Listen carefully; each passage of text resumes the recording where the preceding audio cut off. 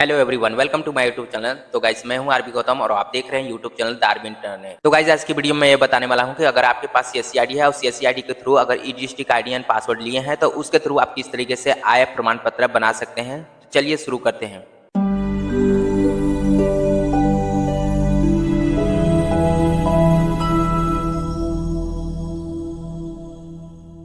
आय प्रमाण पत्र यानी आपका इनकम सर्टिफिकेट एक बहुत महत्वपूर्ण दस्तावेज है। सीधे शब्दों में कहे तो यह इस बात का प्रमाण होता है कि आप या आपका परिवार साल भर में कितना कमाई करता है। इसे अक्सर सरकारी योजनाओं का लाभ लेने, स्कॉलरशिप के लिए आवेदन करने या कई बार लोन या वीजा के लिए अप्लाई करते समय प्रस्तुत करना पड़ता है। यह आपकी आर्थिक स्थिति का आधिकारिक रिकॉर्ड है जो विभिन्न सरकारी और वित्तीय प्रक्रियाओं में जरूरी होता है।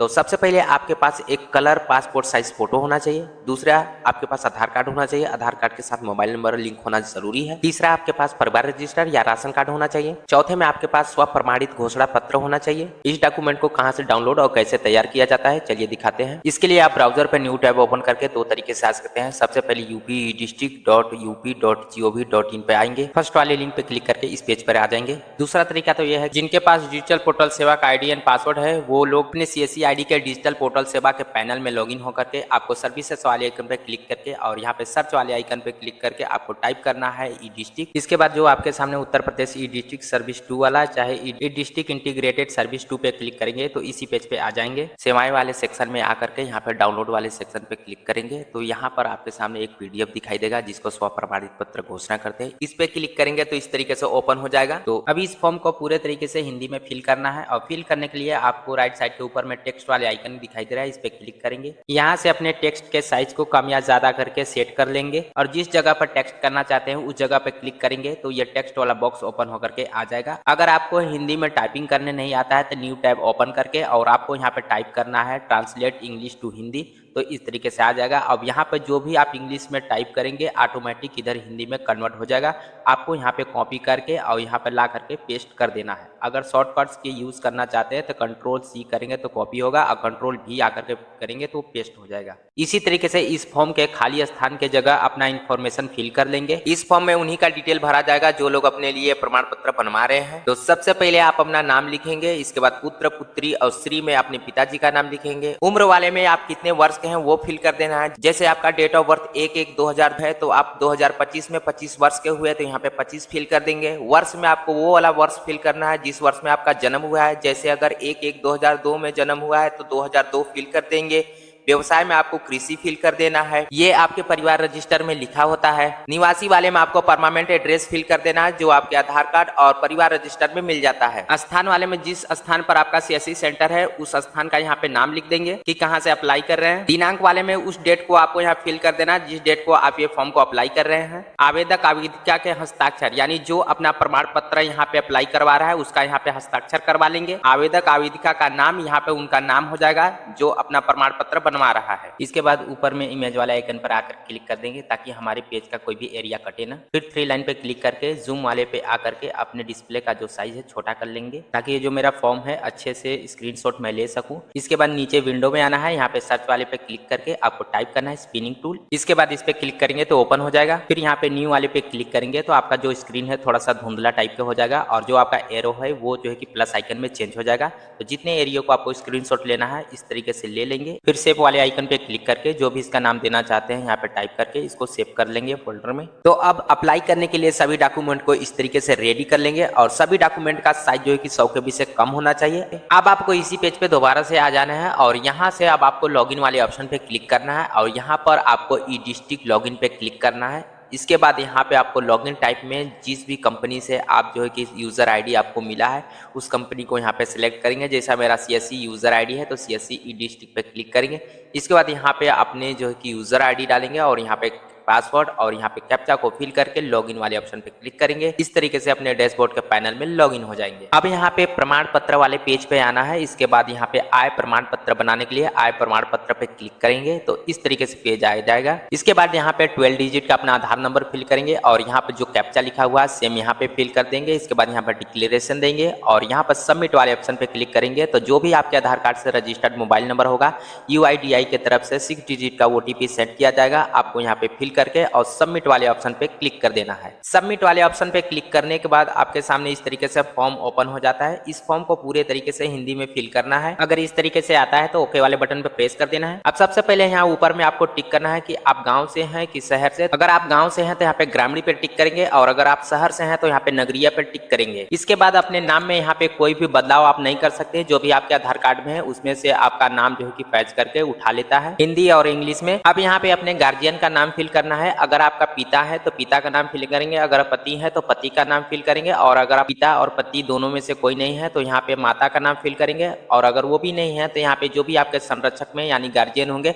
यहाँ पे उनका नाम फिल कर देंगे। हिंदी में टाइपिंग करने नहीं आता है तो आपको न्यू टैब ओपन करके translate English to Hindi type करना है। इसके बाद इस तरीके से पेज आ जाएगा। अब यहाँ पे इंग्लिश में टाइपिंग करेंगे तो ऑटोमेटिक इधर हिंदी में कन्वर्ट हो जाएगा। यहाँ से आपको कॉपी करके यहाँ पे ला करके पेस्ट कर देना है। इसके बाद यहाँ पे माता वाले में माता का नाम फिल कर देंगे। अगर आपके माता नहीं है तो स्वर्गीय करके अपने माता का नाम लिख देंगे। उसी प्रकार से अपने पिता में भी अगर आपका शादी नहीं हुआ है तो अपने पिता का नाम लिखना चाहते हैं और आपके पिता नहीं है तो वहाँ पे भी स्वर्गीय लिख करके अपने पिता का नाम लिख देंगे। इसके बाद 5वें नंबर पे आपको वर्तमान पता अपना फिल करना है। जैसे में अपना मकान नंबर यहाँ पे फिल कर देना है जो आपके परिवार रजिस्टर में लिखा होता है। फिर यहाँ पे मोहल्ला और पोस्ट लिख देंगे जो भी आपका आधार कार्ड में एड्रेस है या आपके परिवार रजिस्टर में। जिला में ऑटोमेटिक यहाँ पे सिलेक्ट रहेगा क्योंकि यहाँ पे एक ही जिले का आपको बनाने का यूजर आईडी पासवर्ड मिलता है इस डिस्ट्रिक्ट का। इसके बाद यहाँ पे तहसील में अपना तहसील सेलेक्ट कर लेना है और इसके बाद यहाँ पे अपना ग्राम पंचायत और यहाँ पे अस्थायी पता और उपरोक्त में आपको यहाँ पे टिक कर देना है। जो भी ऊपर में आप एड्रेस फिल किए रहेंगे ऑटोमेटिक यहाँ पे फिल हो जाएगा। फिर यहाँ पे मोबाइल नंबर में मोबाइल नंबर फिल कर देना है और यहाँ पे व्यवसाय में अपना जो है कि जो भी आपका व्यवसाय यहाँ पे फिल कर देंगे। एक से ज्यादा है तो जिसे यहाँ पे कृषि और भी जितने हैं कॉमा लगा लगा करके सारे व्यवसाय का यहाँ पे नाम डालते चले जाएंगे। इसके बाद अब यहाँ पे आपको 13 नंबर पर पूरे परिवार का विवरण यानी नाम देना पड़ेगा। ये आपके परिवार रजिस्टर में लिखा होता है तो आपके परिवार रजिस्टर में जितने लोगों का नाम है यहाँ पर उतना संख्या डालेंगे। इसके बाद किसी भी जगह पर क्लिक करेंगे तो ऑटोमेटिक रिफ्रेश हो जाएगा और यहाँ पे पूरे परिवार का नाम फिल करने के लिए बॉक्स आ जाएगा। सभी बॉक्स में उनका नाम लिखेंगे, व्यवसाय लिखेंगे और उनका आय लिखेंगे। परिवार के सदस्य का नाम में पूरे परिवार का नाम लाइन से लिखते चले जाएंगे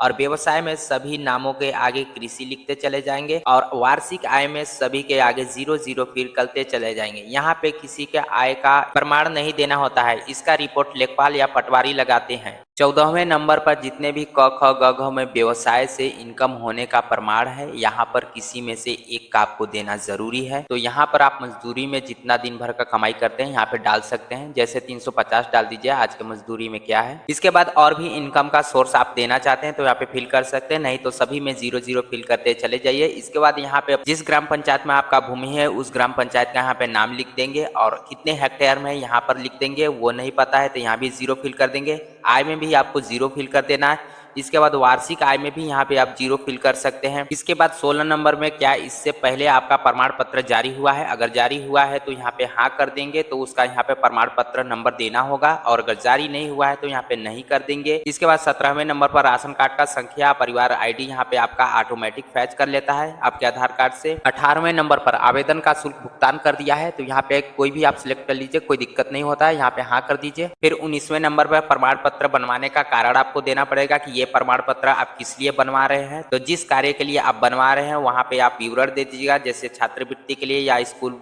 कॉलेज में प्रवेश लेने के लिए। इसके अलावा कोई और कार्य के लिए इसको बनवा रहे हैं तो यहाँ पे अन्य पे टिक करके इसका यहाँ पे नाम लिख देंगे कि आप किस लिए बनवा रहे हैं। 20वें नंबर में संलग्न शीर्षक, यहाँ पर वही सब डॉक्यूमेंट हमें अपलोड करना है जो पहले से हम तैयार करके अपने फाइल में रखे हुए हैं। तो सबसे पहले यहाँ पे हम फोटो अपना अपलोड करेंगे तो चुने वाले ऑप्शन पे क्लिक करेंगे। इसके बाद यहाँ पे फोटो पर टिक करेंगे। अगर आपके पास फोटो है तो फोटो पे टिक करके अपलोड करेंगे। अगर फोटो नहीं है तो यहाँ पे लिखा हुआ है कि आधार कार्ड का जो भी फोटो है अपलोड करने के लिए इस पे टिक करें, तो इस पे टिक कर देंगे तो आपका आधार कार्ड वाला फोटो इस पे अपलोड हो जाएगा। इसके बाद दोबारा से चुने वाले ऑप्शन पे क्लिक करके और यहाँ पे स्व प्रमाणित पत्र घोषणा पर टिक करना है। इसके बाद यहाँ पे ब्राउजर पे आना है और यहाँ पर सिलेक्ट अपने फाइल को कर लेंगे जहाँ भी आप रखे हुए हैं। इसके बाद अपलोड वाले ऑप्शन पे क्लिक करेंगे तो इस तरीके से अपलोड हो जाएगा।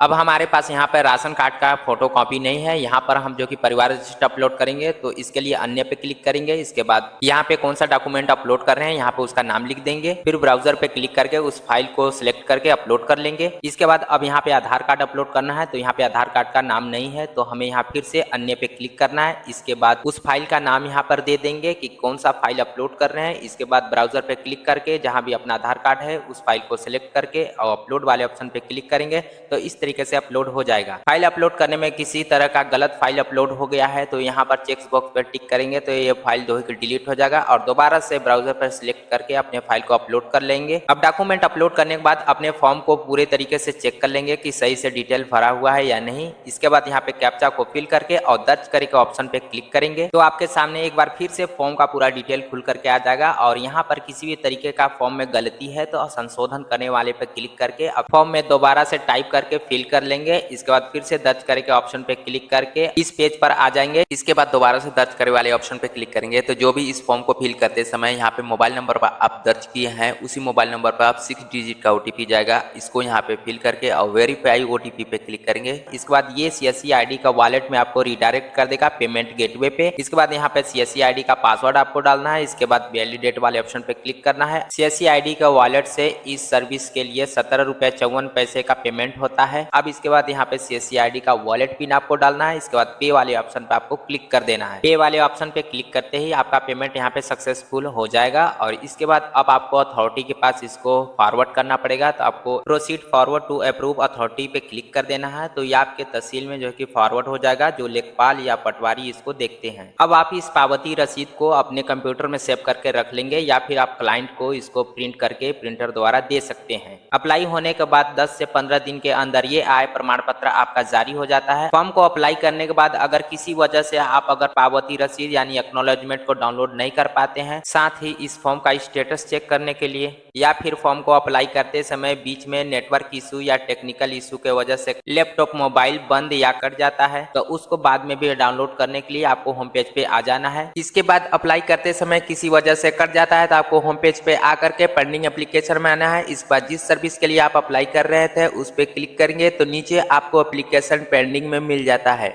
यहाँ पर वही एप्लीकेशन आपको दिखता है जो आप अप्लाई करते समय पेमेंट करने के बाद कट जाता है या पेमेंट के समय ब्लैंक पेज हो जाता है, तभी इस पेज पर आना है। और अगर पेमेंट के पहले ही किसी वजह से कट जाता है तो आपको पेंडिंग एप्लीकेशन में एप्लीकेशन शो नहीं होगा। आपको दोबारा से आय प्रमाण पत्र या किसी भी सर्विस के लिए अप्लाई फॉर्म भरकर करना पड़ेगा। अगर आपका पेंडिंग एप्लीकेशन में एप्लीकेशन शो होता है तो उस पर क्लिक करेंगे। इसके बाद फॉर्म भरते समय जिस स्टेप पर रुके रहेंगे उसी स्टेप पर आप पहुंच जाएंगे। इसके बाद फॉर्म भर करके दर्ज करे वाले ऑप्शन पे क्लिक करेंगे। इसके बाद उसी तरीके से पेमेंट करके अपने एप्लीकेशन को फॉरवर्ड तहसीलदार के पास कर देंगे।